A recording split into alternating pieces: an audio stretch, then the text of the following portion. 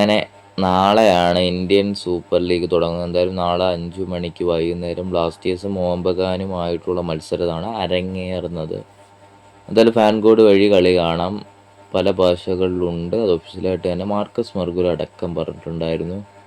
മലയാളമുണ്ട്, അതുപോലെ തന്നെ ഇംഗ്ലീഷ്, ബംഗാളി, ഹിന്ദി തുടങ്ങിയ ലാംഗ്വേജിലൊക്കെയാണ് കമൻട്രീസ് വരുന്നത്. പിന്നെ തമിഴ് കമൻട്രി ചെന്നൈയിൻ എഫ്.സിയുടെ മത്സരത്തിലാണ് ഉൾപ്പെടുത്തിയിട്ടുള്ളത്.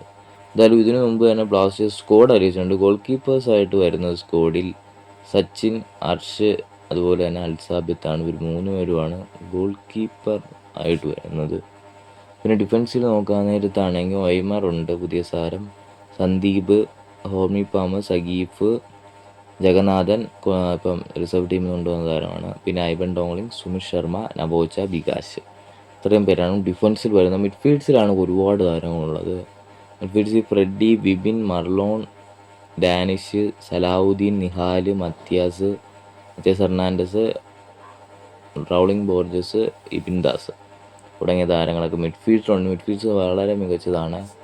ഫോർവേഡ് വരുന്നത് വിക്ടർ ഉണ്ട് 7 നമ്പർ ജേഴ്സിയായിട്ട്. പിന്നെ കോറോ, അഡ്സൽ, കെവിൻ ഹൊക്ക്, ശ്രീകുട്ടൻ, അമാവിയ തുടങ്ങിയ താരങ്ങളാണ് ഫോർവേഡ്സിൽ വരുന്നത്. എന്തായാലും മികച്ച ഒരു സ്ക്വാഡായിട്ട് തന്നെയാണ് ബ്ലാസ്റ്റേഴ്സ് വരുന്നത്. എന്തായാലും പ്രതീക്ഷകളുണ്ട് എന്നുള്ളതാണ്. ഇത്തവണത്തെ മിഡ്ഫീൽഡ്സ് ആയാലും ഡിഫൻസിലാണ് കുറച്ച് പോരായ്മയായിട്ട് തോന്നുന്നത്. ഡിഫൻസും ഗോൾ കീപ്പറും അതിന് എന്താവുമെന്ന് നാളെ തന്നെ കണ്ടറിയാം. എന്തായാലും ഒരു മികച്ച സ്ക്വാഡായിട്ടാണ് ബ്ലാസ്റ്റേഴ്സ് വരാനായിട്ട് പോകുന്നത്.